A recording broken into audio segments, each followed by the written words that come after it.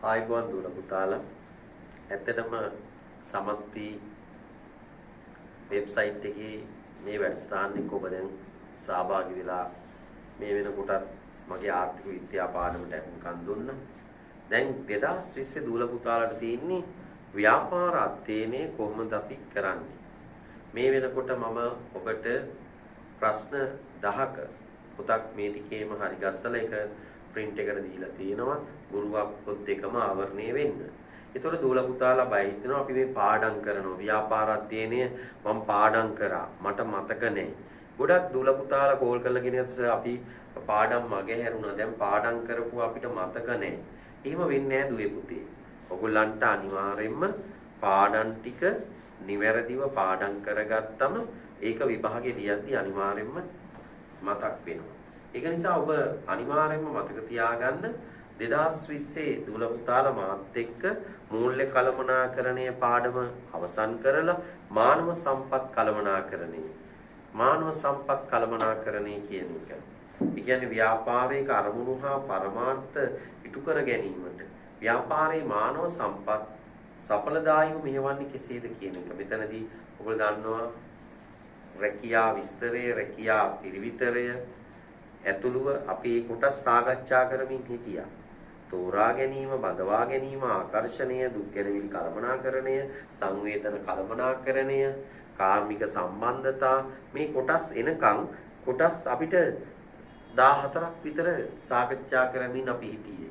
ඒතර මානව සම්පත් කළමනාකරණය පාඩම් කරා අපිට අවසාන ඉතුරු වෙන්නේ තොරතුරු පද්ධති සහ ව්‍යාපාර සැලැස්ම කියන එක.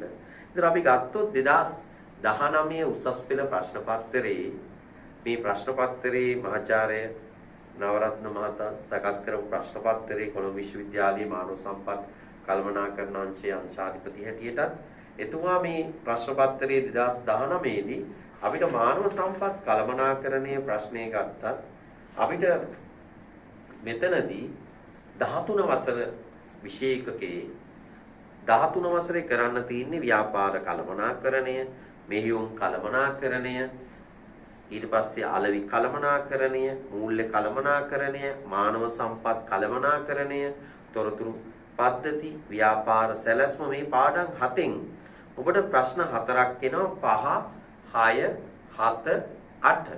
ඒතර දරුවෙක් අහන දෙයක් තමයි සර් අපි මොන ප්‍රශ්නද මේකේ තෝරගන්නේ කියන එක 13 වසරේදී.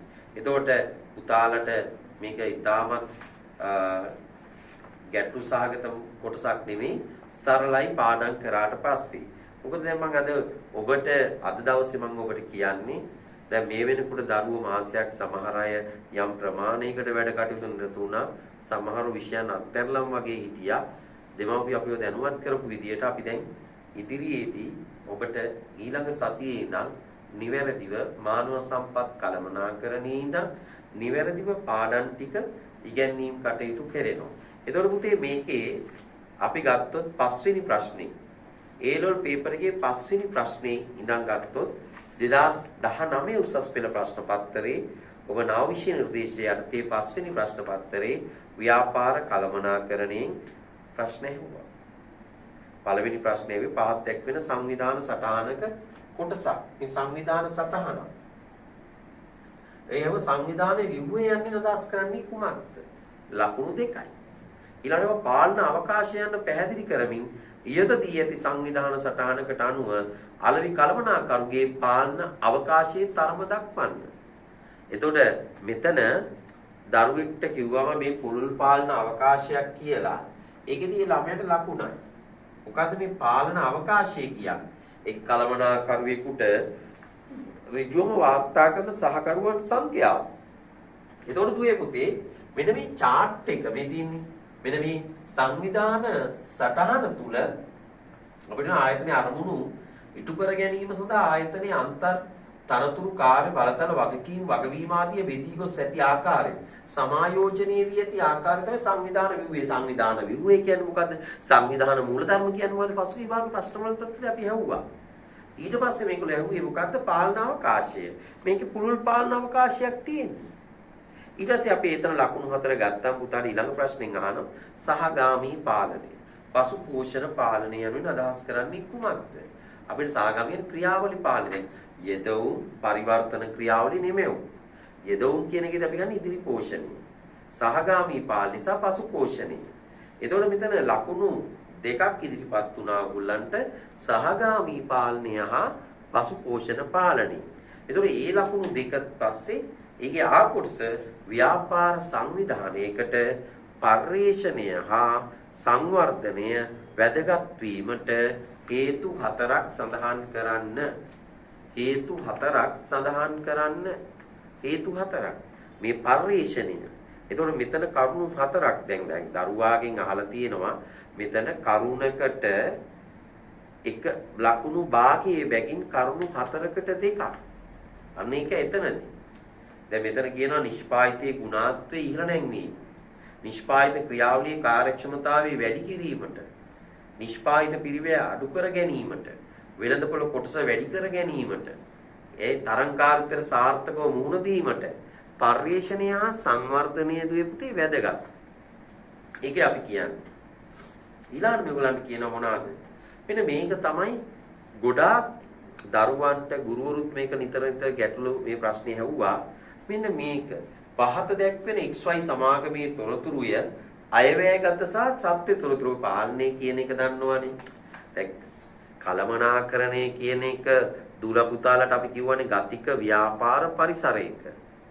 සංවිධානයක අරමුණු හා පරමාර්ථ කාර්යක්ෂමව සඵලදායීව ඉටු කර ගැනීමට සම්පත් සැලසුම් කිරීම සංවිධානය කිරීම මෙහෙයවීම හා පාලනය කිරීමේ ක්‍රියාවලිය.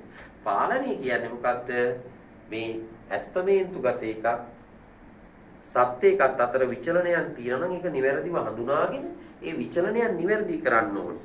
දැන් අපි දන්නවනේ මෙතන ඉන්න දූල පුතාලා ඒ තුනකට යන්නේ. ඔන්න විචලනයක් ආවා. COVID-19 වසංගතයත් එක්ක ඔයගොල්ලෝ වැඩ කරන්නේ. දෙමව්පියන්ගේ heart beat එක වැඩි වෙනවා. අම්මා තාත්තා බලනවා දරුවා ආපු ගැම්ම නේ. ආදරණීය දෙමව්පියෝ වහන් ඉන්නවා නම් ඒක දැනෙනවා. අම්මලා තාත්තලා බයයි දරුවෝ විභාගේ අත්තරීද. ඒක නිසා එවැනි බයක් ඇති වෙනවා. සමහර දරුවෝ විභාග පීඩනයක් එන්නේ මානසිකව ඇද වැටෙයිද. අහිංසක අම්මලා තාත්තලා බයක් ඇති වුණා. ගියේ ටිකේ අපිට දකින්න තියෙනවා දරුවෝ විභාගෙට සූදානම් වෙච්ච දරුවෝ විභාගෙන් ඈත් වුණා. ඉතින් විචලනයන් තියෙනවා. ඒ විචලනයන් නිවැරදි කරන්න තමයි අපි මේ සමත්වී ආයතනය හරහා විශාල මහන්සියක් දරන්නේ පුතේ. මේ කලමනාකරණයක්. මම මේ අලුත් අත්දැකීමක් එක්ක කැමරාවක් ඉස්සරහට ඇවිල්ලා ඔබත් එක්ක මේ මාතෘකාව කතා කරනවා. මගේ ඉදිරි පිට තින්නේ ඉස්සර මගේ ඉදිරි පිට දරුවෝ 200ක් විතර වාඩිලා ඉඳලා පාඩමට ඇහුම්කන් දෙනවා. කතා කරනවා. ඔයගොල්ලොත් එක්ක ප්‍රශ්න බෙදා ගන්නවා. අද මම මේ තනි කැමරාවක් ඉස්සරහට ඇවිල්ලා ඔබට කතා කරනවා. තාක්ෂණික උපකරණ ගොඩක් එක්ක මම සාකච්ඡා කරනවා. ඉතින් දුවේ පුතේ මේකට වෙනස් වෙන්නේ. එතකොට මේ ප්‍රශ්නේ විකුණුම් ආදායම 3000යි සත්‍ය ආදායම 2750යි. එතකොට ඔබ තේරෙනවා අපි ඇස්තමේන්තු කළ රුපියල් 3000ක් අපිට ලැබිලා තියෙන ආදායම 2750යි. විචලනය 250යි. එතකොට මෙතන කියනවා විකුණුම් ආදායමේ විචලනය 250යි. දැන් ගොඩක් අහපු ප්‍රශ්න තමයි මේක අලාභයක් නේ. මේක ඍණාගයක් නේ. ඍණ දාන්නම ඕනිද කියන එක. ඍණ අත්‍යවශ්‍යම නෑ. ඒ කියන්නේ ඔබේ ආදායමට වඩා සත්‍ය ආදායම අඩුයි. ඒ කියන්නේ ඇස්තමේන්තුගත ආදායම 3000යි. නමුත් පාන විචලනයක් තියෙනවා 250 ඊළඟට ඒකයි. විකුණුම් පිරිවැය. ඔයා ඇස්තමේන්තු කරා 2100ක පිරිවැයක් යයි කියලා. අපි සත්‍යතාවයේ 12700යි. ඉතින් මේකෙන් අලාභය ඒ කියන්නේ පිරිවැය රුපියල් 10600යි. ඒ කියන්නේ මෙතන දරුවා ඍණ දන නෙමේ බාන පුතේ විචලනය. නිසා යම් දරුවෙක් ඍණ දැම්මයි කියලා ඒ ළමයා ලකුණු අහිමි කරේ නැහැ. ඒ ළමයා නිවැරදිව හඳුනාගත්ත මේ විචලනය. මේක විචලනය. දැන් ඔබ මේක හිතනවා නම් මගේ පුතේ මේක මේ අලුත් ප්‍රශ්නයක් කියලා ඒක වැරදි. අපි ගත්තොත් එහෙම ආදරණීය පුතේ ගුරුවත් පොතේ ඔයගලන්ට ගුරුවත් පොතේ 13 ශ්‍රේණිය ඊටමත් දැන් මේකේ 13 ශ්‍රේණිය ඔයගොල්ලෝ අවබෝධ කරගත්තොත් එහෙම කලමනාකරණේ පාලන කොටසට එනකොට මේකේ අපි සාමාන්‍ය මේ කොටස් සෑම දරුවෙක් අතරම ගුරුවත් පොතේ ව්‍යාපාර අධ්‍යයනයේ කොටස කලමනාකරණය ඔයාට මෙතන තියෙනවා. දැන් ඔබ මේ 13 වෙනි ප්‍රශ්න පස්වෙනි ප්‍රශ්නේ තෝරගත්තම මේ අපි නොසලකා හරින තැනක් මම පුතාලට කියන්නේ. නොසලකා හරින තැන. එතකොට පුතාලට පේනවද මේ පාලනය ගත්තම් 51 වෙනි පිටුවේ ගුරුවරුන්ට ඉගෙනීම් ක්‍රියාවලියේදී මේ නිෂ්පාදනාන්ත ඇස්තමේන්තුගත සත්‍ය එක්කත් එක්ක උදාහරණයක් ගුරුවත් පොතේ තියෙනවා. එතකොට මහාචාර්යතුමා මේ ප්‍රශ්නේ සකස් කරගත්තී එතනින් තමයි උපුටාගෙන තියෙන්නේ. ඒතර අපිට කියන්න බෑ මේක මේ අලුත් ප්‍රශ්නයක් කියන එක. එයා ඒක පැහැදිලි කරද්දි මේ පැත්තේ 52 වෙනි පිටුවේදී ඒක පැහැදිලි. ඒතර ගුරුවත් පොතත් අපි පරිශීලනය කරද්දි ඒකට හොඳම උදාහරණ මේ 3 වෙනි ප්‍රශ්නේ ලකුණු 2 ලබා දුන්නේ මෙන්න මෙතනින්. එතකොට ඔබට කියන්නේ මේක හැම කොටසක්ම උපුටාගෙන ප්‍රශ්න පත්‍ර සකස් කරලා මේකේ අවසාන කොටස වෙනකම්ම සාකච්ඡා කරනකොට අපි මේ කොටස් අවබෝධ කරගන්න මේ ගුරුවත් පොතෙන් පිට ප්‍රශ්න හැදුවේ නැහැ. එතකොට මෙතන අහන ඊළඟ ප්‍රශ්නේ විකුණුම් ආදායම විචලනය විය හැකි හේතු දෙකක් පැහැදිලි කරන්න. තමන්ගේ විකුණුම් ආදායම විචලනය විකුණුම් ප්‍රමාණය අඩුවීම. මිල ගණන් අඩුවීම. පාරිභෝගික ඉල්ලුමේ සිදු වූ අඩුවීම. ඒතකොට අපිට මේ විකුණුම් ආදායම නැත්තම් මේ වගේ COVID-19 වසංගතය කියන්නේ ස්වභාවික හේතුවක් නිසා අපිට විකුණුම් ආදායම අඩු වෙන්න පුළුවන්. යහලා ලකුණු 4. ඊළඟ ප්‍රශ්නේ රෝමි ලක්ෂණ 4 මෝටර රථ නිෂ්පාදනයේදී වැඩි වශයෙන් යොදා ගන්න ලැබෙන ප්‍රවාහ නිෂ්පාදන ක්‍රමයයි. අන්න බලන්න දැන් මෙහෙයුම් කළමනාකරණය. දැන් ඔයාලට 1 2 3 පස්වෙනි ප්‍රශ්නේ ලකුණු 12ක් 4 ගානේ 3ක් ආවේ කොයිගෙන්ද? ව්‍යාපාර කළමනාකරණය. රෝමි ලක්ෂණ 4 මෙහෙයුම් කළමනාකරණය. ප්‍රවාහ නිෂ්පාදනය කියනකොට දුවේ පුතේ ප්‍රවාහ නිෂ්පාදනය නිෂ්පාදන ක්‍රම කාර්ය නිෂ්පාදනය කාණ්ඩ නිෂ්පාදනය ක්‍රියාවලි නිෂ්පාදනය ඒවා පැවතුනේ මෙහෙයුම් කළමනාකරණයට. එහෙනම් එතන මෙහෙයුම් කළමනාකරණ මෝටර රථ නිෂ්පාදන භාවිත ලැබෙන වාසි 4ක් ප්‍රවාහ නිෂ්පාදනී වාසි 4ක් අපෙන් අහනවා වාසි 4ක්. අන්න ඒකයි. කෙලිම මෝටර රථේ ඒ කියන්නේ නිපදවන එකක සංඛ්‍යාව වැඩි නිසා පිරිවැය අඩු වෙනවා. පිරිවැය අඩු වෙනවා. එකක් අනිත් එක. අවම සේවක සංඛ්‍යාවකින් වැඩි නිමැවුමක් ලබා ගන්න පුළුවන්. සමස්ත වෙළඳපොළටම අවශ්‍ය කරන භාණ්ඩාසේව විශාල වශයෙන් නිපදවීමේ හැකියාවක් තියෙනවා. එතකොට තරංකාරීත්වයට පහසුවෙන් මුහුණ දෙන්න පුළුවන්. කරුණු 4ක් ඔබට ලියන්න පුළුවන්. ඊළඟට අහනවා මෙයා රෝමි ඉලක්කම් 5. ක්‍රියාවලි පිරියත නිෂ්පාදන පිරියත අතර සංසන්දනය කරන්න. අන්න ක්‍රියාවලි පිරියතයි නිෂ්පාදන පිරියතයි අතර සංසන්දනයක් කරන්න. කරුණු 4යි ලකුණු 4යි. කරුණු 4යි ලකුණු 4යි. එහෙනම් ඔබට රෝමි ඉලක්කම් 4 කරුණු 4යි ලකුණු 4යි. රෝමි ඉලක්කම් 5 කරුණු 4යි ලකුණු 4යි. එහෙනම් මගේ ආදරණීය දුවේ පුතේ ඔබ පස්වෙනි ප්‍රශ්නෙට පිළිතුරු ලියන්න සූදානම් වෙනවා නම් ඔබ ව්‍යාපාර කළමනාකරණයයි මෙහෙයුම් කළමනාකරණයයි දෙකම අවබෝධ කරගෙන සිටිය යුතුයි. පැහැදිලිද? ඒ ප්‍රශ්න පහක් දේනේ කරන්න. ඒතකොට ඒ ප්‍රශ්න පහට පිළිතුරු ලියන්න ඔබ පසුගිය විභාග ප්‍රශ්නත් එක්ක කරන්න ඕනේ. ඒ නිසා දුල පුතාලව මම මේ වෙනකොට සූදානම් කරලා ඉවරයි. මේ පාඩම් දෙකේ පසුගිය විභාග ප්‍රශ්න පත්‍ර ඒවා සියල්ල මම ඔබත් එක්ක පන්තිදී සාකච්ඡා කළා 2020 ආදරණීය දුල පුතාලා එක්ක. බය වෙන්න එපා. මේ දින 85කින් හරි දින 100කින් හරි විභාගේ පැවැත්වෙන වෙනකොට මම ඔබව ශක්තිමත්ව මේකට සූදානම් කරනවා පුතේ. මම ඔබට තාම දැනුවත් කරේ නෑ කිසිම ගාස්තුවක් අය කරේ නෑ. Zoom app එකේ ගන්නවා YouTube වල අපි කරා. ඔබ දන්නවා. අපි විශාල මාංශයක් මේ විදිහට අත්දැකීම් පිරිවැය. ගිය පාර ඔබට ඔන්ලයින් වැඩසටහන කරන්න ගියා. අපිට සිදු වුණේ විශාල පිරිවැයක් තරලා ඒත් අපේ සාර්ථක ප්‍රතිඵල ආවේ නෑ. ගොඩාක් ළමයි උත්සාහ කරාට නමුත් ආදරණීය දුවේ පුතේ ගැන පොඩ්ඩක් හිතන්න. මේ ඔබ ගැන ඔබ ඉදිරියට ඇවිල්ලා අපි මේ වැඩසටහන් කරනකොට පසුපස විශාල මානසිකයක් තියෙනවා.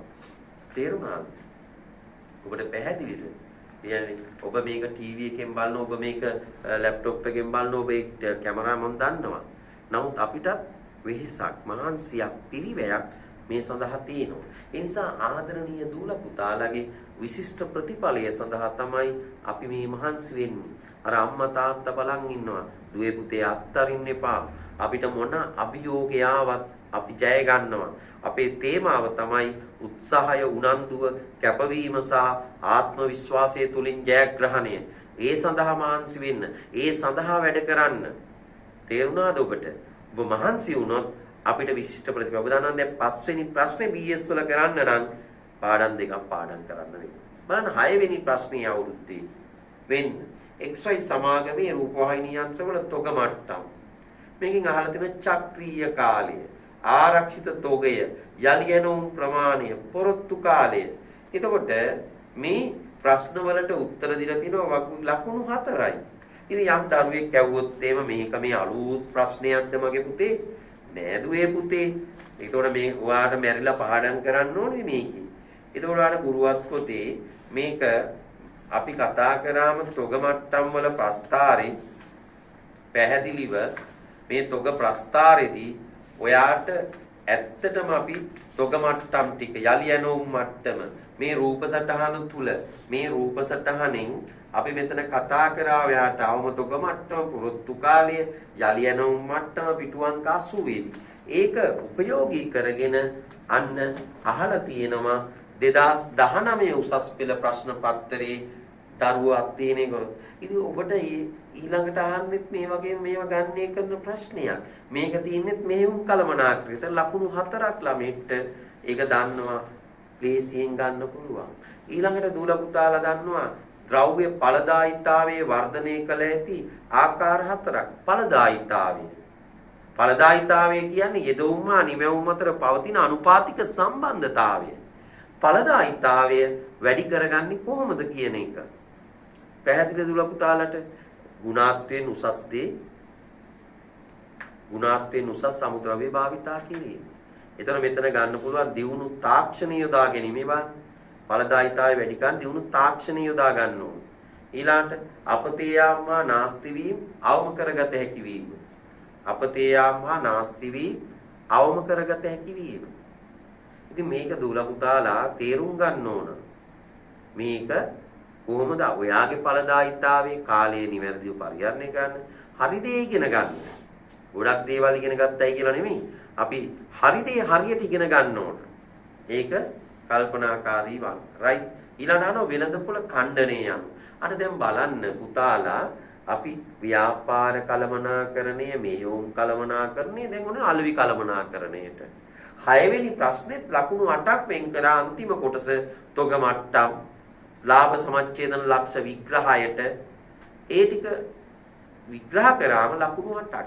ඒ කොටසෙන් තොග මට්ටම් වලින් ඵලදායීතාවය තුලින් පුරුවත් පොතෙන් ඒ පාඩමේ කොටස. අලෙවි වෙළඳපොළ ඛණ්ඩණය කියන්නේ මොකක්ද? වෙළඳපොළ ඛණ්ඩණය යන කුමක්ද? විවිධ ගති ලක්ෂණ වලින් යුක්ත සමස්ත වෙළඳපොළ සමජාතීය ගති ලක්ෂණ වලින් යුක්ත වූ කණ්ඩායම් වලට බෙදා වෙන් කිරීම වෙළඳපොළ ඛණ්ඩනය. ලකුණු 2ක්.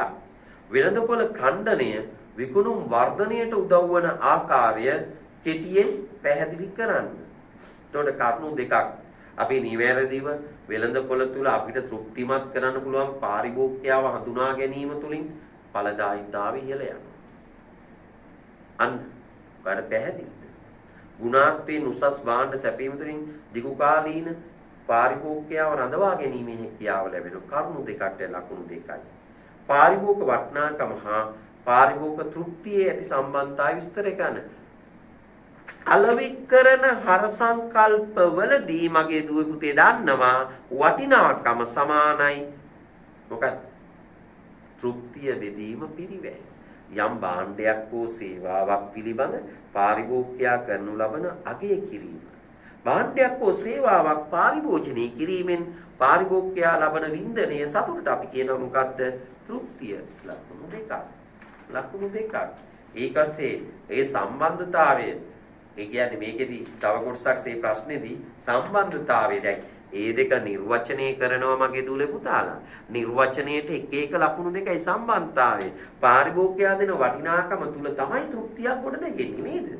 අපි වියදම් කරන මුදලට අපිට තෘප්තියක් නැත්නම් සතුටක් නැත්නම් අපිට බැනවදිනව නේද? අපි වියදම් කර අපිට කිසි ප්‍රතිලාභයක් නැහැ කියලා. සම්බන්ධතාවයට ඒ ලකුණු දෙකයි. ලකුණු 4ක් අපිට එනවා. ඊළඟට ඕගොල්ලන් එනවා පහ භාණ්ඩ ජීවන චක්‍රය යනුවෙන් අදහස් කරන්නේ කුමක්ද? දැන් පුතේ මම ඔයගොල්ලන්ට භාණ්ඩ ජීවන චක්‍රය ගත්තම මේ භාණ්ඩ ජීවන චක්‍රයේ අදියර අපි ගත්තොත් අපි කියව සහාව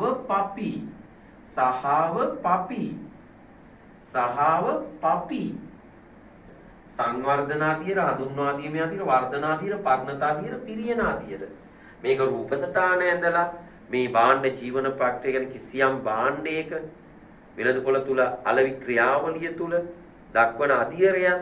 එතකොට ඒකේ තියෙනවා භාණ්ඩ සංවර්ධනාදියර හඳුන්වාදීමේ අදියර වර්ධනාදියර පර්ණතාදියර පිරියනාදියර සහව පපි පහයි සහව පපි සංවර්ධනාදියර හඳුන්වාදීමේ අදියර වර්ධනාදියර පරිණතාදියර පිරියනාදියර ඕනම් භාණ්ඩයක ඒකෙන් අහලා තියෙන ප්‍රශ්නයක්.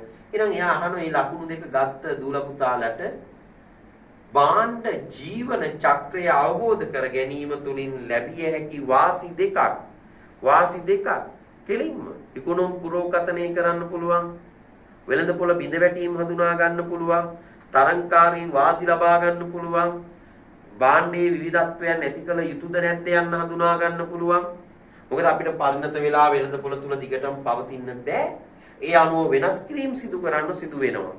භාණ්ඩයේ සංවර්ධනයේ ප්‍රවර්ධන උපක්‍රම මොනවාද? තරංකරුවන්ගේ ක්‍රම උපායන් මොනවාද? හඳුනා ගන්න වෙනවා. ලකුණු දෙකයි කරුණු දෙකට. එහෙනම් පුතාලට අපිට පේනවා මාගේ ආදරණීය දූල පුතාලා පාඩම් 3ක් කරොත් පායි 6යි ප්‍රශ්න දෙක කරන්න පුළුවන් නේද? 5 කරන්න කලමනාකරණයේ පාඩමයි. ව්‍යාපාර මෙහෙයුම් කලමනාකරණයේ මුල් කොටසයි ඕන. 6 වෙනි ප්‍රශ්නට යන මෙහෙයුම් කලමනාකරණයේ දෙවැනි කොටස තොග මට්ටම් ලාභ සමච්ඡේදන ලක්ෂ්‍ය විග්‍රහය පිරිවැය පාලනයේ කොටසත් එක්ක අලෙවි කලමනාකරණයේ පාඩම් කරගත්තම අන්න පුතාලට වැදගත්කමක් ආවා. ඒ නිසා ආදරණීය දුවේ පුතේ ඔබ 13 වසරේ මාතෘකා 3ක් කරොත් එහෙම 5යි 6යි සාර්ථකව ලියන්න පුළුවන්. ඉතින් ඇත්තටම ඔබ සූදානම් විභාගේ පසුගිය විභාග ප්‍රශ්න පත්‍රය මම මේ කියන්නේ. ඒ නිසා දැන් ඔබ හිතනවා නිස ප්‍රශ්න පත්‍රයේ ලේසි වෙයිද?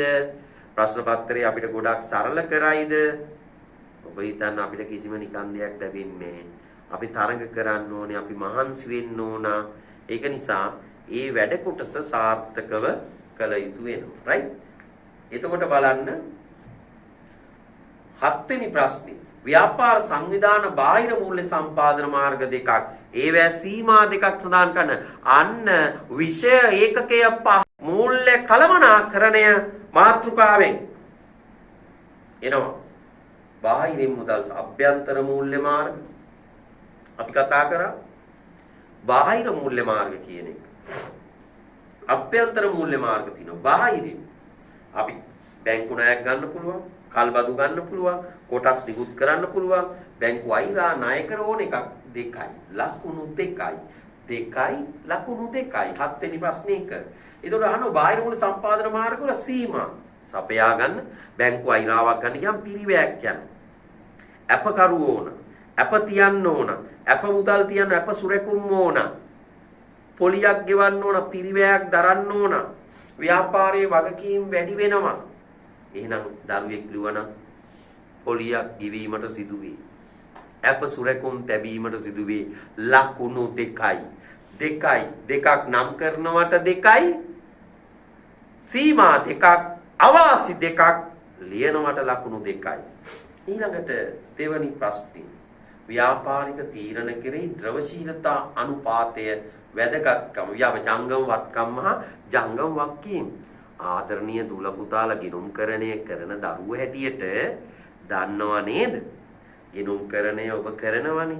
ඒකේ තියෙනවා අනුපාත පාඩමේ අපි කියනවා ව්‍යාපාර අධ්‍යයනයේ නේ ක්‍රියාකාරී අනුපාත, ද්‍රවශීලතා අනුපාත, ලාභදායීත්ව අනුපාත, තෝලන අනුපාත, ද්‍රවශීලතා අනුපාතයේ ජංගම වත්කම් හා ජංගම වක්කීම් අතර සම්බන්ධතාවය. ඒතකොට යායින් අහනවා වාගේ ව්‍යාපාර තීරණය කෙරෙහි ද්‍රවශීලතාවය වැදගත් වන්නේ. ඒ කියන්නේ කෙටි කාලන වක්කීම් වලට මුහුණ දීමට ඇති හැකියාව. ජංගම වක්කීම් ශනිකව පියවීමට හැකිද යන්න. ඒක ලියන්න බැරි වදන කාරක ප්‍රාර්ථන අවශ්‍යතා සපුරා ගැනීමට වර්තමාන වාණිජ බැංකු ණය අනුමත කරද්දී බලනවා working capital process කාරක ප්‍රාර්ථන ක්‍රියාවලිය ව්‍යාපාරික කොහොමද කියන එක. ඒ නිසා ද්‍රවශීලතා අනුපාතය වැදගත්කම අපි සාකච්ඡා කරා.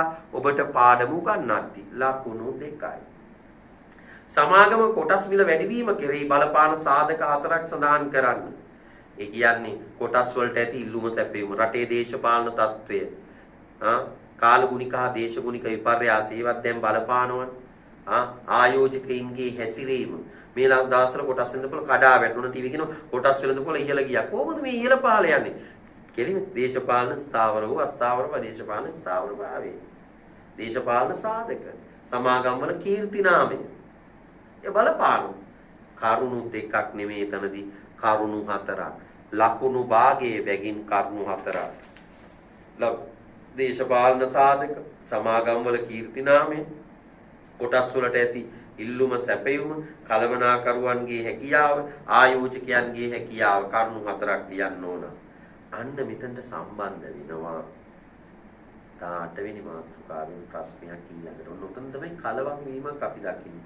දත්ත හා තොරතුරු සංසන්දනය ගැන තාම ලේසි. දත්ත යෙදවුමක් තොරතුරු නිමැවුමක් කියලා ළමෙක්ට ගන්න පුළුවන් නිමි ද්‍රව්‍යයක්. තේරුණාද?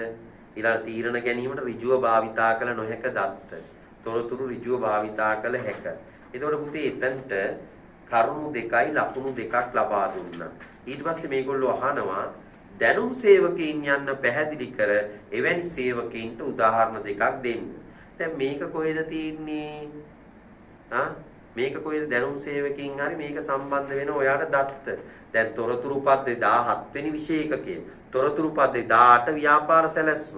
17 වෙනි විෂය ඒකකය 17 ඇදලා ගන්නවා තොරතුරු පද්ධති වලින්. දැනුම් සේවකයක් ඉන්නවා කොහෙද? 18 වෙනි විෂය ඒකකයේ තොරතුරු පද්ධති පාඩමේදී 17 වෙනි විෂය ඒකකයේදී අපි දන්නවා. අපි මෙහෙයුම් කලමනා තොරතුරු පද්ධති කලමනාකරණයේ පාඩමේදී අපි කියනවා transaction process operation level knowledge level strategic level ඒ වගේ මෙහෙයුම් මට්ටමේ කලමනාකරණ පද්ධති කලමනාකරණ මට්ටමේ දැනුම් මට්ටමේ තොරතුරු පද්ධති TPS KWS OAS අන්න ඒ වගේ පද්ධති වර්ගීකරණයේ දත්ත සේවකයා සහ දැනුම් සේවකයා කියන එක සම්බන්ධ වෙනවා. දත්ත සේවකයා සහ දැනුම් සේවකයා. මෙතනදී අහනවා දැනුම් සේවකයා යනු ඉහළ අධ්‍යාපන සුසුකම් ඇති වෘත්තිකයන් ගණකාධිකාරීවරුන් නීතිඥවරුන් වෛද්‍යවරුන් ඉංජිනේරුවන්. අන්න එතනදී සම්බන්ධ වෙනවා. දැන් ඔබට සම්බන්ධ වුණේ මේ ප්‍රශ්නේ මෙතන රෝම ඉලක්කම් 3ට ගෙනාවේ 17 වෙනි පාඩම තොරතුරු පද්ධති වලින්. දැන් ඊළඟට ආයි කියනවා මානව සම්පත් කළමනාකරණේ රැකියා විස්තරය රැකියා පිරිවිතරය අතර වෙනස්කම් දෙකක් දක්වන්න. ඊට පස්සේ කියනවා එතන ලකුණු 2යි කරුණු 2කට. රැකියාව විස්තර කරනවා රැකියාව කරන පුද්ගලයා විස්තර කරනවා. මේ රැකියාව විස්තර කරනවා රැකියාව විස්තරෙන් රැකියා පිරිවිතරින් කියන රැකියාව කරන පුද්ගලයාට තිබිය යුතු සුසුකම් කියන එක. ඒ නිසා ආදරණීය දුවේ පුතේ මේ මානව සම්පත් කළමනාකරණයේ විෂය ඒකකය 16න් ඇඳලා ගන්නවා එතනට ප්‍රශ්නයක්. ඊළඟ අනු සේවකයන් වෘත්තීය සමිතිවල සමාජිකත්වයේ ලබා ගැනීමට හේතු දෙකක් ලියන්න. සාධාරණ වැටුපක් පිළිවෙල තම සේවක සුරක්ෂිතතාවය සේවක අයිතිවාසිකම් දිනා ගැනීමට ඒ අනිකුත් සාමූහික කේවල් කිරීම ඇති කර ගැනීමට රැකියා සුරක්ෂිතභාවය ඇති කර ගැනීමට කියන කරුණු 4ක් ලියන්න අවශ්‍ය කරේ නෑ. කරුණු 2යි බැලුවේ ලකුණු 2ක් ළමයට දෙන්න ලබා දුන්න කරුණු 2ක් දීලා තියෙනවා. ඒතකොට මානව සම්පත් කළමනාකරණේ රැකියා විස්තරේ රැකියා පිටතේ සේවකින් වෘත්තීය සමිති වලට ගියයි රෝම ඉලක්කම් 4 5 එනවා. 5 මේම කියද්දි ආයතනයේට අලවිසාකරුවන් බඳවාගෙන පුවත්පත් දැන්වීමක් පළ කිරීමට තීරණය කරන ලද්දේ. මෙන්න මෙසේ පුවත්පත් දැන්වීම මගින් අයදුම් කරුවන් ආකර්ෂණය කර ගැනීම ඇති වාසි දෙකක් හා අවාසි දෙකක් කෙටියෙන් විස්තර කරන්න. දැන් මේකත් මානව සම්පත් කළමනාකරන 7වෙනි ප්‍රශ්නේ මූල්‍ය කළමනාකරණයයි මානව සම්පත් කළමනාකරණයයි බර තැබීමක් තිබ්බා. හැබැයි අපිට එක ප්‍රශ්නයක් විතරක් ආවේ මොකද? තොරතුරු පද්ධති පාඩමෙන් දැම්මා මේගොල්ලෝ රෝම ඉලක්කම් 3. එච්චරයි. එතනදී දෙකත් ලේසි දත්ත සහ තොරතුරු අතර වෙනස්කම් ලේසි ප්‍රශ්නයක්. දැන් මෙතන පුවත්පත් දැන්වීම පළ කළා සේවකයන් රැකියාවට බඳවා ගැනීමේ වාසි දෙකක් අවාසි දෙකක්. ඔයා පුදුම වැඩි සේවක පිරිසක්. විශාල සේවක පිරිසක් බඳවා ගැනීමේ හැකියාව ලෙස සුසුකම් ඇති පුද්ගලයන් විශාල පිරිසක් එනවා. අඩු පිරිවැයක්. ඒ ගන්න පුළුවන්. ඊළඟ පුතාලට අවාසි දෙකක්. පුවත්පත් දැන්වීමක අවාසි දෙකක් ගන්න පුළුවන් පුතේ. එතකොට ආයුධම්පත් ලැබීමට වැඩි කාලයක් ගත වීම. ඒ කියන්නේ තැපැල් ලුවමාරු හර අනවශ්‍ය ආයුධම් ලැබීමට ඇත. හැම පුද්ගලයාම ඒවන්න පුළුවන්. අවශ්‍ය පුද්ගලයා අනවශ්‍ය පුද්ගලයායි දෙගොල්ලොම ඒවන්න පුළුවන් කියන එක. එතකොට මෙතන මේ බලන්න දූල පුතාලට 7 වෙනි ප්‍රශ්නෙට වර තැබීම කළා තියෙන මේ ආකාරයට. ඒතර 8 වෙනි ප්‍රශ්නෙත් යනවා මානව සම්පත් කළමනාකරණී සම්මුඛ පරීක්ෂණ ක්‍රමය සේවකයන් තෝරාගෙන භාවිතා කරන ජනප්‍රිය ක්‍රමයක. මෙම ක්‍රමයක ඇති සීමා දෙකක් ලකුණු දෙකයි. ඔන්න 8 වෙනි ප්‍රශ්නේ. ඊළඟට ඇහුවේ පරිවාස කාලය තුල Taman වෙත පවර්ණ රාජකාරී හා වාක්‍ය මිටු කිරීමට අපෝසත් සේවකයෙකුට විරුද්ධව කළමනාකරන ක්‍රියාමාර්ග. ඒත් මානව සම්පත් කළමනාකරණය. සංවිධානයේ මුදල් ගලා යාම පාලනය කළ හැකි ආකාර 4ක්. මූල්‍ය කළමනාකරණය. මූල්‍ය කළමනාකරණය. සංවිධානයක් සඳහා තොරතුරු කළමනාකරණයේ ති වැදගත්කම කෙටියෙන් පැහැදිලි කරන්න. තොරතුරු පද්ධති පාඩමේ ව්‍යාපාරිකයෙකුට ව්‍යාපාර සැලැස්ම අන්න 18 වෙනි මාතෘකාව ව්‍යාපාර සැලැස්මෙන් ප්‍රශ්නයක් අහනවා. ඒතර 4 වෙනි එක අලෙවි සැලැස්මක ඇතුළත් වූ මූලිකාංග පැහැදිලි කරන්න. ව්‍යාපාර සැලැස්මේ අලෙවිකරණ සැලැස්මේ තරංකාරීත්ව විශ්ලේෂණයේදී අවලංගු කළ යුතු සාධක ව්‍යාපාර සැලැස්මෙන් ඇස්තමේන්තුගත ව්‍යාපෘති පිරිවැය තුල අඩංගු වන මේයුම් පෙර වියදම් යන්න පැහැදිලි කර ඒ සඳහා උදාහරණ දෙකක් ලියන්න. මේයුම් පෙර වියදම් ව්‍යාපාර කටයුතු ආරම්භ කිරීමට පෙර අවශ්‍ය වන වියදම්. මේයුම් පෙර වියදම් කියන්නේ මේයුම් කලවනා ව්‍යාපාර සැලැස්ම කොටසින් තමයි ඒක ආවේ. එතකොට පුතේ ටිකක් අපි ගත්තම 13 වසර ප්‍රශ්න පත්‍රයේ 13 වසරේ කොටසේදී පහ පැහැදිලිවම ව්‍යාපාර කළමනාකරණය මේයුම් කළමනාකරණය හොඳ දැනුමක් තියෙන දරුවට ලකුණු 20ම ගන්න පුළුවන්. 6 වෙනි ප්‍රශ්නේ ගත්තම මේයුම් කළමනාකරණයේ අවසාන කොටසක් අලෙවිකරණයත් එක්ක එකතු වෙනවා. ඒතර මේ 7 8 ප්‍රශ්න දෙකේදී තමයි පොඩි තොරතුරු පද්ධති පාඩම හිට මෙහෙට වෙලා තියෙනවා. නමුත් ඒ ප්‍රශ්න ඊටාම සරල ලේසි වැඩ කොටසක්.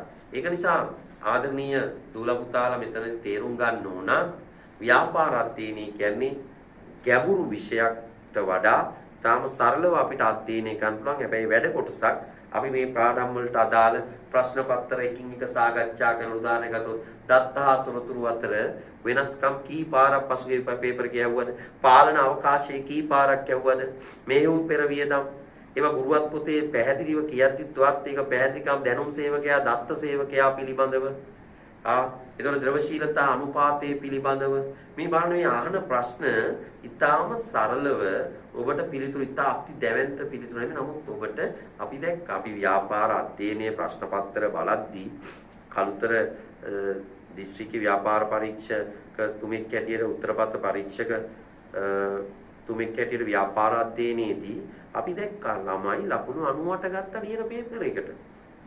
පොඩි ලකුණු 98 98. ඒ නිසා ආදර දුවේ පුතේ 2020 උසස් පෙළ ප්‍රශ්න පත්‍රයේ අමුතුවෙන් ලේසියෝ අපහසුතාවයක් නැහැ. අපි විෂය කරුණු වල අවසාන මාතෘකාවේ ඉන්නේ. ඒක නිසා මතක තියාගන්න මම ඔබට විෂය කරුණු පැහැදිලිව ගෙන එනවා. ඒක නිසා ඔයා වැඩ කොටස හරියට මාන්සි වෙලා කරන්න. මම මානව සම්පත් කළමනාකරණේ කොටසත් එක්ක ඊළඟ සතියේ ව්‍යාපාර අධ්‍යයන 2020 එක්ක සම්බන්ධ වෙලා ඒකේ ප්‍රශ්න පත්‍ර පන්තිය සහ අලුතෙන් ව්‍යාපාර අධ්‍යයනයේට ප්‍රශ්න 10ක පොතක් මුද්‍රණය කරලා තියෙනවා. ඕගලන්ට ඒක සමත් වී ආයතනයෙන් ලබා ගන්න පුළුවන්. සෑම දරුවෙක්ටම අපි වැඩ කරමු. පන්ති අපි දැන් පටන් ගනීද කියන එක ඔන්ලයින් එකේ සමත් වී එක ඔන්ලයින් එක සම්බන්ධ වෙන්න සමත් වී එකේ වැඩසටහන් ටික අපි පිළිවෙලට ඔන්ලයින් ඉගෙනීම් කටයුතු කරනවා. එතකොට මේ නාව විෂය නිර්දේශයේ යටතේ හැම කෙනෙක් ගුරුවත් පොත තියෙනවා. දරුවෝ සූදානම් වෙලා තියෙනවා. අපි අනවශ්‍ය ලෙස නෙමෙයි අවශ්‍ය කොටස් ටික නිවැරදිව අවබෝධයෙන් කරමු. ඒක නිසා ආදරණීය දුවේ පුතේ ඔබ මාත් එක්ක රැඳී සිටියාට බොහොම ස්තුතියි. අපි දරන මහන්සියෙන් ඔබේ අම්මා තාත්තගේ සිහිනය ඔබගේ සිහින සැබෑ කරගන්න, ඔබ විශිෂ්ටයෙක් වෙන්න අපිට හොඳ හැකියාවක් තියෙනවා. ඔයා හොඳ දක්ෂ දරුවෙක්. ඔයාට පුළුවන් මහන්සි වෙන්න. විවිධ මානසික කඩාවැටීම් ඇති කරගන්න එපා. අපි ශක්තිමත්ව නැගී සිටින්න ඕන. අපිට අනිවාර්යෙන් ඒක කරන්න පුළුවන්. අපිට ඒ තුනට යන්න පුළුවන්. මම ඔබෙන් ඒ තුනක් බලාපොරොත්තු වෙනවා. ඒ නිසා මේ වැඩසටහනට අනේ අවංකව සහභාගී වෙන්න. අපි විශාල මහන්සියක් දරනවා. ඔබ දුන්න මේ සහයෝගයට අද අපිත් එක්ක සහභාගී වෙලා අපේ වැඩමුළුවට දුන්න සහයෝගයට බොහොම ස්තුතියි. ජේසු පිහිටයි, බුදු සරණයි.